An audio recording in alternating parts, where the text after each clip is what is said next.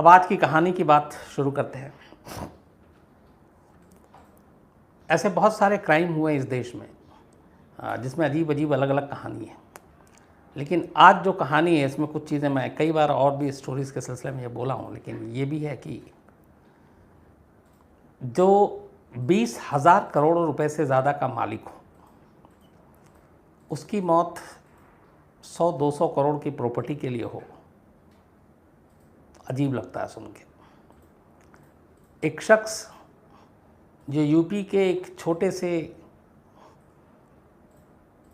इलाके के एक छोटी सी शराब की दुकान के बाहर अपने पिता के साथ चखना और फिश फ्राई बचपन में बेचता हो, रेहड़ी लगाकर, आगे चलकर वो शराब की 400 दुकानों का मालिक हो, अजीब सा लगता है। एक शख्स जो कभी खुद टीवी पे सामने नहीं आता हो, कैमरे से वो झिझकता हो, लाइमलाइट में आना उसको पसंद नहीं हो, वो बॉलीवुड की फिल्में प्रोड्यूस करे और जो लोग कैमरे के सामने रहते हैं उनको वो फाइनेंस करे, ये भी एक अजीब सी बात है। जो खुद कभी सामने नहीं आना चाहता हो कैमरे पे, मीडिया में, और चाहता था कि उसकी ज़िंदगी हमेशा इन चमक दमक भरी दुनिया से दूर रहे, और कमाल देखिए कि जब उसकी मौत हुई तो जिस दिन भर हर चैनल को उस शख्स की खबर दिखानी थी, क्योंकि मौत एक से एक दिन, जिस दिन मौत हुई थी उस दिन तो सबने दिखाई, लेकिन अगले दिन ज़्यादा दिन भर वही चलनी थी, क्योंकि संडे का दिन भी था, छुट्टी थी। संडे को आमतौर पर खबरें कम होती हैं, तो हर चैनल ने तैयारी की थी, उसमें हम लोग भी थे। सुबह से सारे रिपोर्टर के डिप्लॉयमेंट हो गया था और सुबह से लेकर रात तक उसी स्टोरी पे रहनी थी। लेकिन ऊपर वाला भी उसको साथ देता है उसका कि तुम ज़िंदगी भर कैमरे पे नहीं आए, तुम मीडिया से बचते हो, मीडिया से दूर रहते हो, तो जाओ आज भी तुम मीडिया से दूर रहोगे। और ऐसा इसलिए हुआ कि अगले दिन बाला साहब ठाकरे की मौत की खबर आ गई और सारे मीडिया के कैमरे मुंबई में मातोश्री बंगला की तरफ घूम गया था, और पूरा दिन, फिर अगले 1-2 दिन तक सिर्फ बाला साहब ठाकरे की मौत की खबर चल रही थी।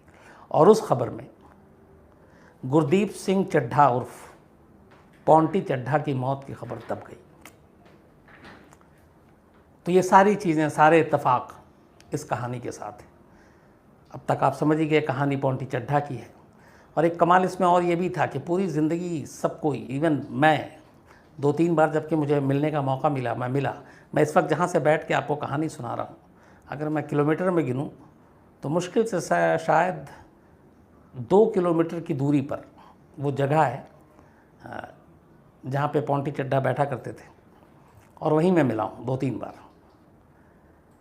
ये एक मॉल है यहाँ पे पॉन्टी चड्ढा का बनाया हुआ, और उस मॉल में एक और है कि नॉर्थ इंडिया का कहते हैं सबसे बड़ा जो डिस्क है वहाँ पे है, वो एलिवेट करके। तो जब मिला, उससे पहले भी जब सारी खबरें होती थी तो ज़्यादातर लोगों को, ज़्यादातर क्या शायद चड्ढा फैमिली के बाहर के लोगों को किसी को मालूम ही नहीं था कि पॉन्टी चड्ढा का असली नाम असल में गुरदीप सिंह चड्ढा है। वो तो मौत के बाद जब सारी चीज़ें आई और जब FIR लिखी गई तब पता चला कि ये गुरदीप सिंह चड्ढा है। तो इससे भी ये होता है कि गुरदीप सिंह चड्ढा के पॉन्टी चड्ढा बनने की कहानी है क्या। पाकिस्तान जब बंटवारा नहीं हुआ था तो पाकिस्तान के रावलपिंडी इलाके में चड्ढा फैमिली रहा करता था। बंटवारे के बाद पॉन्टी चड्ढा के पिता कुलवंत सिंह चड्ढा वहाँ से हिंदुस्तान आ गए और उत्तराखंड पहुँच गए। उत्तराखंड में एक रामनगर इलाका है, वहाँ पे वो रहने लगे। लेकिन और वहाँ पे वो जो चीनी के मिल होते हैं वहाँ पे उन्होंने काम करना शुरू किया। फिर थोड़े दिन के बाद ये फैमिली मुरादाबाद शिफ्ट कर जाती है, और मुरादाबाद में ही पॉन्टी चड्ढा का जन्म होता है 1969 में। 69 में नहीं, शायद उससे पहले। तब माली हालत ठीक नहीं थी, चीनी मिल में भी काम किया जाता था, और उसके बाद कहते ये हैं कि मुरादाबाद में एक छोटी सी शराब की दुकान थी। उस शराब की दुकान के बाहर कुलवंत सिंह चड्ढा, और धीरे धीरे अब पॉन्टी चड्ढा बड़ा हो रहा था, तो वो वहीं पे एक रेहड़ी पे वो मूंगफली और फ़िश फ्राई ये बेचा करते थे। जो लोग शराब ख़रीदने आते थे उनके लिए चखना के तौर पर, और इनकी ज़िंदगी ऐसे ही थी। उसके बाद अचानक धीरे धीरे ऐसा वक्त पलटा कि कुलवंत सिंह ने किसी तरह से एक शराब की दुकान का लाइसेंस ले लिया और एक छोटी सी शराब की दुकान खोल ली। उस एक शराब की दुकान को खोलने से चड्ढा फैमिली की तकदीर लगभग पलट गई। फिर पॉन्टी चड्ढा ने उसमें अपना रंग दिखाना शुरू किया, मेहनत की, और धीरे धीरे एक के बाद 2 दुकानें, 3 दुकानें, ये चलता रहा। इस दौरान में कुछ शुगर मिल में भी इन लोगों का दबदबा हुआ, तो पैसे आए तो कुछ शुगर मिल में लगाए और धीरे धीरे अब पैसे बढ़ने शुरू हुए। लेकिन ये एक आम तौर पे चलता रहा। असली चीज़ें शुरू हुई 2005 के बाद या 2005 के आसपास।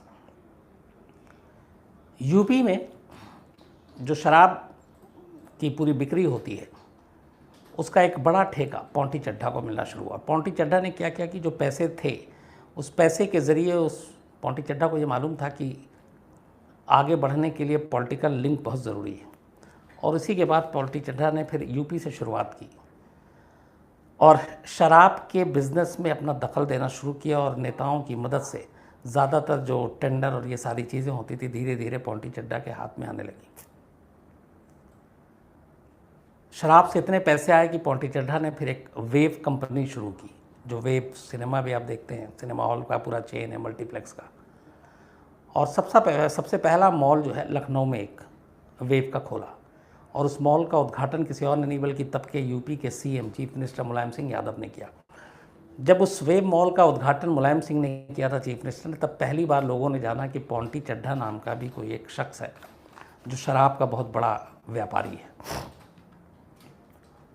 इसके बाद शराब के ठेके मिलने शुरू हुए, समाजवादी पार्टी के साथ नज़दीकियों की बात आई, लेकिन फिर बीच में सरकार पलट गई, मायावती की सरकार आई।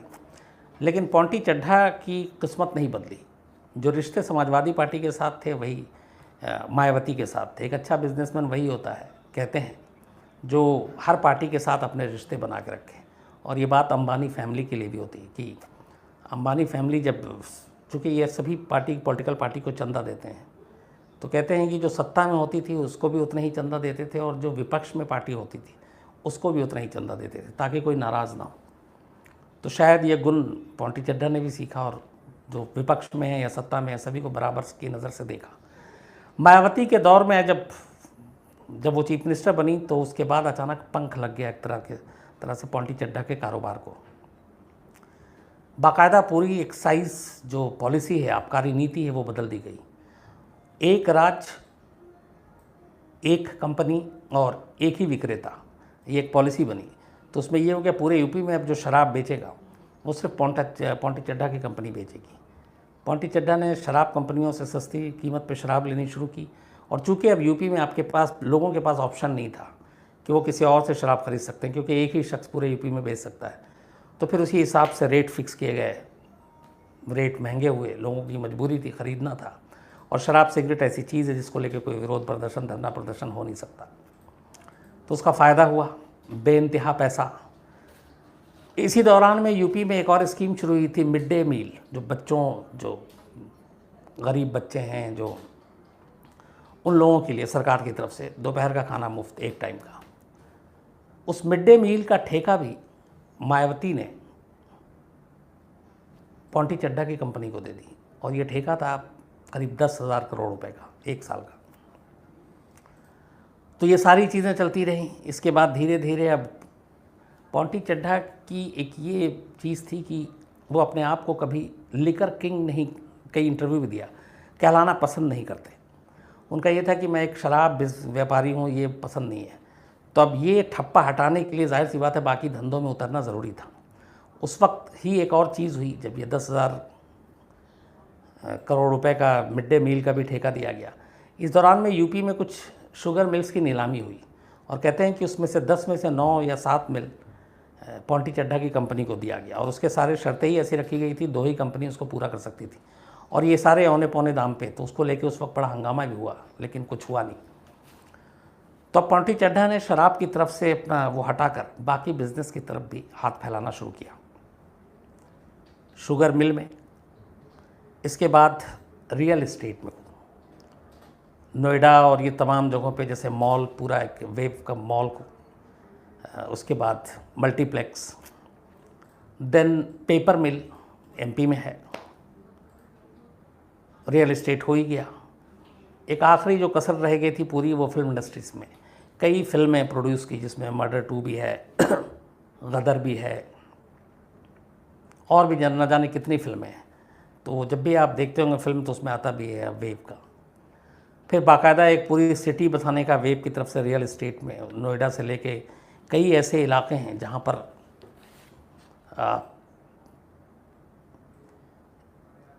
डिस्टिलरी का अपनी, फिर शराब की जब इतनी सारी चीज़ें हुई तो अपनी शराब बनाने की भी फैक्ट्री शुरू कर दी। और धीरे धीरे हर चीज़ में पॉन्टी चड्ढा की कंपनी कूद गई। अब ये सारी चीज़ें चलती रही। कहते हैं कि 2012 आते आते पॉन्टी चड्ढा करीब 20,000 करोड़ रुपए की कंपनी का टर्नओवर था उसको। ये सारी चीज़ें हो गई, बेइंतहा पैसा हो गया। एक शराब की दुकान के बाहर से चखना बेचने वाला शख्स यूपी के 400 दुकानों, शराब की दुकानों का मालिक हो गया, बड़े बड़े मॉल का मालिक, मल्टीप्लेक्स का मालिक, बाकायदा सिटी शहर बसाने के लिए ज़मीन लेकर और फ्लैट्स अपार्टमेंट बनाने का, पेपर मिल का मालिक, चीनी मिल का मालिक, फिल्में प्रोड्यूस करने वाला, नॉर्थ इंडिया का बहुत बड़ा प्रोड्यूसर भी। ये सारी चीज़ें चलती रही और ये सब कुछ ठीक चल रहा था 2010 तक, जब तक कि पॉन्टी चड्ढा के जो पिता हैं कुलवंत सिंह चड्ढा वो ज़िंदा थे। 2010 में अचानक पॉन्टी चड्ढा के पिता को अल्जाइमर की बीमारी हो गई और फिर धीरे धीरे वो इन चीज़ों से हटने लगे। और पॉन्टी चड्ढा को अपने फादर से बहुत ज़्यादा प्यार था और लगाव था। अब पॉन्टी चड्ढा टोटल 3 भाई, पॉन्टी चड्ढा, इसके अलावा एक राजू राजेंद्र चड्ढा और तीसरा हरदीप चड्ढा जो कि सबसे छोटा भाई था। तो ये सब चलती रही। जो बिज़नेस पहला शुरू किया था शराब की एक दुकान से, जाहिर सी बात है वो कुलवंत चड्ढा ने शुरू किया था, उसको धीरे धीरे फिर एक्सपैंड किया पॉन्टी चड्ढा ने। अब 20,000 करोड़ रुपए का साम्राज्य खड़ा हो गया। तो ख़ास तौर पर जो हरदीप चड्ढा छोटा भाई है, उसको ये लगता था कि ये पूरा जो बिज़नेस है, जो पूरा एम्पायर है, ये तीनों भाई का है। क्यों? क्योंकि इसमें शुरुआत फादर ने की थी, तो फादर के हिसाब से ये चीज़ें ग्रो की। तो सिर्फ पॉन्टी चड्ढा इसका मालिक नहीं है, जबकि हकीकत ये थी कि इस पूरे वेव और ये सारी कंपनी और 20,000 करोड़ तक इस पूरे को ले जाने का जो असली हकदार और जिसको असली क्रेडिट दिया जाता है वो पॉन्टी चड्ढा। लेकिन भाइयों में जायदाद को लेकर झगड़ा शुरू हो गया। इस झगड़े को लेकर कई बार झगड़ा हुआ।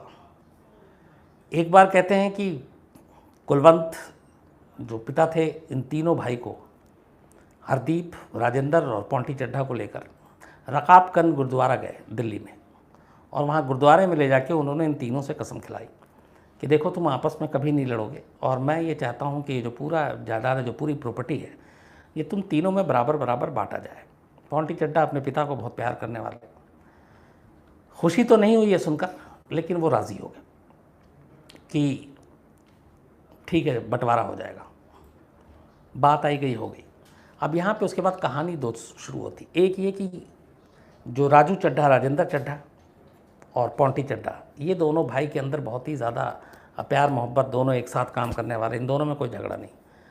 लेकिन हरदीप जो छोटा भाई है, उसको लगता था कि ये दोनों भाई मिलकर उसका हक मारने की साजिश रच रहे हैं और वो शायद प्रॉपर्टी में हिस्सा नहीं देंगे। इसको लेकर कई बार फिर इनकी जो माँ प्रकाश पॉन्टी चड्ढा की, उनके साथ भी बातचीत हुई। जो हरदीप के ससुर है, उन्होंने भी बीच में इंटरफेरेंस किया, समझौता कराने की कोशिश की। ये सारी चीज़ें चलती रही। लेकिन बात बनी नहीं। कई बार ऐसे झगड़े हुए कि एक बार तो बाकायदा गोली तक चल गई, और ये कुछ दिन पहले की बात है जब ये हादसा हुआ था। मुरादाबाद में चली थी गोली, लेकिन फिर पुलिस ने जांच की, कुछ हुआ नहीं। ये सारी चीज़ें चल रही थी। इस बीच में फिर जैसे जैसे कद बढ़ता गया तो एक बार इनकम टैक्स डिपार्टमेंट ने बाकायदा पॉन्टी चड्ढा के 25 ठिकानों पर रेड मारी, जिसमें से एक ये वेब भी था जो मॉल है यहाँ पे। तो और इसमें कहते भी कि करीब 200 करोड़ रुपए कुछ मिले, लेकिन उन सब का फिर हिसाब भी हो गया और पॉन्टी चड्ढा का कुछ नहीं हुआ।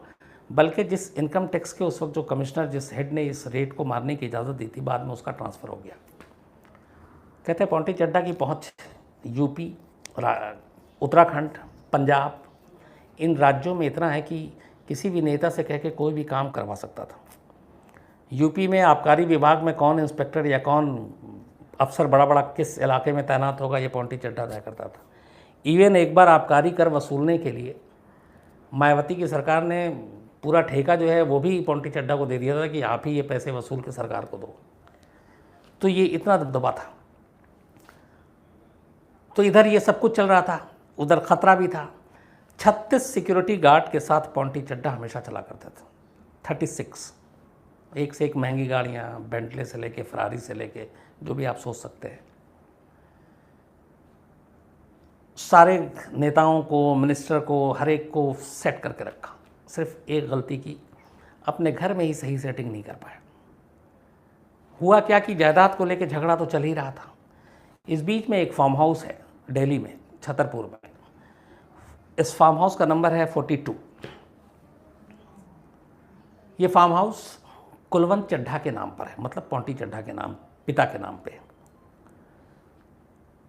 2012 में राजेंद्र चड्ढा की बेटी की शादी फिक्स हुई और शादी थी इस्तांबुल में। पॉन्टी चड्ढा की पूरी फैमिली, ये सब कोई वहाँ जाते हैं, लेकिन हरदीप चड्ढा नहीं जाता है क्योंकि अनबन थी। इसी दौरान 11 में कुलवंत सिंह चड्ढा की मौत हो जाती है। मतलब पॉन्टी चड्ढा, हरदीप चड्ढा और राजेंद्र चड्ढा के पिता की मौत हो गई। इस मौत के बाद अब जायदाद को लेकर झगड़ा बढ़ गया, और झगड़ा तीनों भाइयों में नहीं था। 2 भाई एक तरफ थे और छोटा भाई हरदीप एक तरफ था। इसी बीच में हरदीप जो है इस 42 नंबर फार्म हाउस जो छतरपुर में, वहाँ शिफ्ट हो गया, जहाँ जो उसके पिता के नाम पे था। और उस फार्म हाउस से पॉन्टी चड्ढा को काफ़ी लगाव था, क्योंकि वो उसको अपने पिता की यादगार के तौर पे देखता था। और उसी फार्म हाउस से कुछ दूरी पर पॉन्टी चड्ढा अपने फैमिली के साथ रहता। इस दौरान में जब इस्तांबुल में शादी में ये लोग गए और हरदीप नहीं गया, तो पॉन्टी चड्ढा को लगातार ये डर था कि कहीं मेरे पीछे में ये फार्म हाउस को बेच न दे। और इसकी वजह ये थी कि एक बार जिस दिन ये इंसिडेंट हुआ, उस दिन भी फार्म हाउस के बाहर एक बोर्ड उससे पहले लगा हुआ था, फॉर सेल। पॉन्टी चड्ढा को ये बात बहुत बुरी इसलिए लगी क्योंकि उस फार्म हाउस के साथ बाप की याद जुड़ी हुई थी, और उस फार्म हाउस को वो किसी कीमत पे बेचना नहीं चाहता। और उसकी कीमत थी करीब 200 या 225 करोड़ रुपये उस फार्म हाउस की। लेकिन 20,000 करोड़ को अगर सामने आप रख के देखें तो फिर वो कुछ भी नहीं है। तो इस्तांबुल भी जाने के बाद पॉन्टी चड्ढा ने अपने कुछ लोगों को निगरानी पर रखवाया था इस फार्म हाउस के बाहर कि देखना कहीं ये फार्म हाउस पीछे में बेच ना दे। ये बात हरदीप को पता चल गई। हरदीप नाराज़ हो गया कि उसकी जासूसी निगरानी की जा रही है। इसके बाद खैर फैमिली लौट कर आती है। 17 नवंबर 2012 हरदीप चड्ढा नोएडा के अपने दफ्तर में। इस दौरान वेब की कई कंपनियों से धीरे धीरे करके हरदीप चड्ढा को हटा दिया गया था। 17 नवंबर 2012 को पॉन्टी चड्ढा का छोटा भाई हरदीप चड्ढा नोएडा के अपने दफ्तर में बैठा हुआ था। इसी दौरान में पॉन्टी चड्ढा को खबर मिलती है कि जो फार्म हाउस उसके पिता के नाम पे है, जिसमें अभी हरदीप चड्ढा रह रहा है, उसके बाहर एक बोर्ड लगा हुआ है जिस पे फॉर सेल लिखा हुआ, और उसके नीचे बाकायदा मोबाइल नंबर, वो मोबाइल नंबर हरदीप का दिया हुआ था। ये सुनते ही पॉन्टी चड्ढा को गुस्सा आया। वो अपने पूरे सिक्योरिटी गार्ड के साथ, और साथ में उसके सुखदेव सिंह नामधारी, ये भी एक उत्तराखंड में क्रिमिनल बैकग्राउंड भी रहा, लेकिन धीरे धीरे फिर राजनीति में पहुंच बनी और उत्तराखंड माइनॉरिटी कमीशन के चेयरमैन बनाए गए थे। 2012 में ये उत्तराखंड माइनॉरिटी कमीशन के चेयरमैन हुआ करते थे, सुखदेव सिंह नामधारी। लोगों के झगड़े को सुलटाना, इस तरह के प्रॉपर्टी के विवाद में घुसना, ये सुखदेव सिंह नामधारी का पुराना एक वो रहा है शगल। तो खैर ये फार्म हाउस की इस बोर्ड को कि ये बेचने के लिए और फॉर सेल लिखा हुआ है, बहुत गुस्से में पॉन्टी चड्ढा वहाँ पहुँचते हैं। वहाँ जाते हैं तो देखते हैं कि गेट पे ताला लगा हुआ और गार्ड और वो मैनेजर है वहाँ पे। तो वो ताला खोलने के लिए कहा जाता है, तो वो मैनेजर और गार्ड जो इधर फ़ोन कर देता है भाई को, छोटे हरदीप को, कि पॉन्टी चड्ढा आए और उनके साथ सारे गनर हैं, वो ज़बरदस्ती घुसने की कोशिश कर रहे हैं। ये सुनते ही हरदीप चड्ढा को गुस्सा आता और वो नोएडा के अपने ऑफिस से सीधे गाड़ी में बैठते और सीधे फार्म हाउस की तरफ। उधर तब तक पॉन्टी चड्ढा और उस जो साथ में सिक्योरिटी गार्ड और सुखदेव सिंह नामधारी, उसके साथ भी पुलिस की सिक्योरिटी मिली हुई थी, वो फार्म हाउस के अंदर घुस जाते हैं। अब यहाँ ये लगभग टाइम हो रहा है 11:40 17 नवंबर, जब ये ज़बरदस्ती घुस रहे थे पॉन्टी चड्ढा एंड कंपनी सब, तो उस गार्ड ने, वहाँ के मैनेजर ने हरदीप सिंह के अलावा एक कॉल 100 नंबर पर भी कर दिया था कि ऐसे ज़बरदस्ती फार्म हाउस में घुस रहे हैं। इसके बाद ये लोग अंदर घुस जाते हैं। पीसीआर की जिप्सी आती है, वो देखती है गेट पे ताला लगा हुआ है, और पीसीआर की जिप्सी लौट जाती है क्योंकि उसे लगता है कि ताला लगा हुआ है, फिर मामला सुलझ गया होगा, क्या झगड़ा, अंदर कोई हो नहीं सकता क्योंकि बाहर ताला है। अगर पुलिस उस वक्त रुक के वहाँ पे देख लेती और थोड़ी जांच कर लेती तो शायद पॉन्टी चड्ढा, हरदीप चड्ढा की मौत ना होती। पुलिस चली गई, अब ये सारे अंदर। इसके बाद हरदीप चड्ढा वहाँ से गुस्से में वहाँ पहुँचते हैं। अब वहाँ पहुँचने के बाद दोनों भाइयों में अचानक झगड़ा शुरू हो जाता है। इस झगड़े के दौरान कहते हैं कि हरदीप चड्ढा अपने लाइसेंसी पिस्टल से पॉन्टी चड्ढा की तरफ गोली चला देता है। उस वक्त ये खबर आई थी कि पॉन्टी चड्ढा ने भी गोली चलाई, लेकिन पॉन्टी चड्ढा गोली नहीं चला सकते थे। उसकी वजह थी, बचपन में 10-11 साल की जब उम्र थी तो मुरादाबाद में पतंग उड़ाने के दौरान अपने चचेरे भाई के साथ वो पतंग एक हाई टेंशन वायर में जाके फंस गई। उस पतंग को निकालने के लिए 10-11 साल के बच्चे को इतनी अकल तो होती नहीं है। उसने एक लोहे का कोई तार या वो उठा लिया और उससे उस पतंग को निकालने की कोशिश की, तो हाई टेंशन वायर से वो टच किया और वो पूरा करंट पॉन्टी चड्ढा पे आया। बायां हाथ कूल्हे से काटना पड़ा, दाहिने हाथ में सिर्फ 2 उंगलियां बची, हथेली भी थोड़े इंजर्ड हो गए, तो एक हाथ नहीं और दूसरे हाथ में भी 2 उंगलियां। तो आप पिस्टल पकड़ भी नहीं सकते, गोली भी नहीं चला सकते। तो शुरू में आया था, लेकिन फिर जब ये चीज़ें सामने आई तो उधर से गोली चली। इधर से कहते हैं कि इसी बीच में सुखदेव सिंह नामधारी के साथ जो सिक्योरिटी पुलिस पर्सनल थे, इन लोगों ने गोली चलानी शुरू कर दी। और फिर उधर से भी हरदीप चड्ढा के लोगों ने गोली चलानी शुरू कर दी। 13 गोली पॉन्टी चड्ढा को लगी, 8 गोली हरदीप को लगी। हरदीप की वहीं मौत हो गई थी, पॉन्टी चड्ढा की बाद में अस्पताल में मौत हुई। लेकिन कमाल की बात है कि पूरी गोलीबारी के दौरान इनके अलावा सुखदेव सिंह नामधारी वहीं पे खड़ा था, लेकिन उसको 13 और 8 21 गोलियां तो ये चली, कुछ हवा में भी चली होंगी, एक भी गोली नहीं लगी। ये अपने आप में अजीब था। खैर ये सारी चीज़ें हुई, तब ये हुआ कि दोनों भाई की मौत हो गई। कहानी यही आई कि एक भाई ने दूसरे पे चलाई, दूसरे ने पहले पे चलाई, लेकिन पॉन्टी चड्ढा चला नहीं सकते, तो ये था कि उनके सिक्योरिटी गार्ड ने चलाई। फिर बाद में पता चला कि नहीं, एक्चुअली